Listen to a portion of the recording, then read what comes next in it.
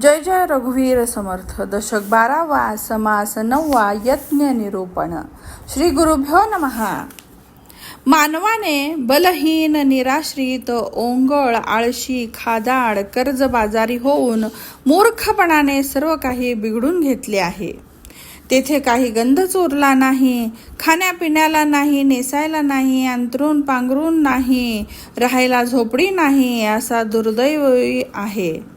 पै पाहुणे नाहीत, इष्टमित्र नाहीत, कोठेही ओळख नाही, काही आधार नसलेला परदेशी झाला आहे.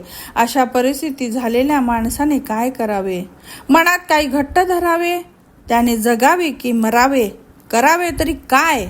असो, एकाने विचारले, त्यावर दुसऱ्याने उत्तर दिले. श्रोते हो, आता हे उत्तर लक्ष देऊन ऐका. काम लहान असो किंवा मोठे असो, ते केल्याशिवाय होत नाही. हे गरीब बिचाऱ्या प्राण्या जागरूकपणे काम केले तर तूही भाग्यवान होशील. पण आत जागरूकपणा नसेल आणि काम करण्याचा पूर्ण प्रयत्न नसेल तर त्याला सुख संतोष कोठून मिळणार? म्हणून आळस सोडून श्रम घेऊन प्रयत्न करायला हवेत आणि जबरदस्तीना का होईना चित्त चांचल्य मोडून काढावे. आपल्या अभ्युदयाची इच्छा बाळगणाऱ्यांनी प्रथम भल्या पहाटे उठण्याचा परिपाठ ठेवावा. उठल्याबरोबर प्रातस्मरण करावे आणि रोज न चुकता श्लोक वगैरे तोंडपाठ करावे. त्यावेळी मागील उजळणी आणि पुढचे तोंडपाठ करण्याचा दृढ नियम असावा. त्याशिवाय बाष्फळ बोलूच नये. प्रातस्मरण पाठांतर झाल्यानंतर दूरवर बहिर दिशेस जाऊन जलाशयात हातपाय तोंड धुवून येताना फुलं, तुळशी, पत्री असे काहीतरी आणावे. रिक्त हस्ताने येणे बरे नाही. घरी आल्यानंतर धुतलेले कपडे पिळून झटकून वाळत टाकावे. नंतर हात पाय धुवून देवदर्शन घ्यावे. त्यानंतर स्नान करून यथासांग देवपूजा करावी. मग थोडा फलाहार करून आपल्या उद्योगाला लागावे आणि कामाच्या निमित्ताने येणारे लोक आपले आहेत असे मानावे. सुंदर अक्षर काढावे. स्पष्ट न चुकता वाचावे. विवरण करून आतील अर्थ जाणून घ्यावे. ज्यांना विचारायचे असेल त्यांना निर्दिष्टपणे चांगल्या प्रकारे विचारावे. आपण सांगायचे झाले तर सुलभ करून सांगावे. पण प्रत्यंतर न येणारे बोलणे हे पापच होय. असो, अत्यंत जागरूक असावे. रीतिनीती पाळावी आणि लोकांना पटेल असे कार्य प्रत्यक्ष करून दाखवावे. महंतांनी आपल्याकडे आलेल्यांचे समाधान करावे. कीर्तन, अध्यात्म निरूपण चालवायला हवे आणि सदैव प्रसंग ओळखून वर्तन करायला हवे. कीर्तनात ताल, चाल, छंद हे सर्व बरोबर असायला हवे. गहनार्थाच्या सिद्धांताची योग्य सुसंगती असायला हवी आणि अधून मधून आधार देणारे गद्य, पद्य आणि दृष्टांत संदर्भाला अनुसरून द्यायला हवेत.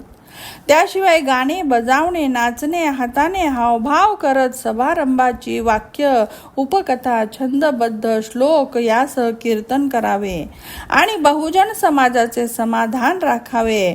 सर्वांना पटेल ते सांगावे. एकूण कीर्तनात भिन्नाभिप्रायाला वाव देऊ नये. त्याशिवाय कीर्तन करताना अवघड प्रश्न विचारून अत्यंत उच्च स्वरात नामघोष करण्यास लावून किंवा फार जोरात टाळ्या वाजवायला लावून लोकांना कंटाळवाणे होईल असे करू नये. तर त्यांचे हृदय फुलले असे करावे. म्हणजे आपोआपच उच्च स्वरात नामघोष होतो. शेवटी महंताने कीर्तनात मुखत्व करून ज्या योगे भवरोग नाहीसा होणाऱ्या भक्ती, ज्ञान, वैराग्य, योग इत्यादी महत्त्वाच्या साधनांचे प्रतिपादन करावे.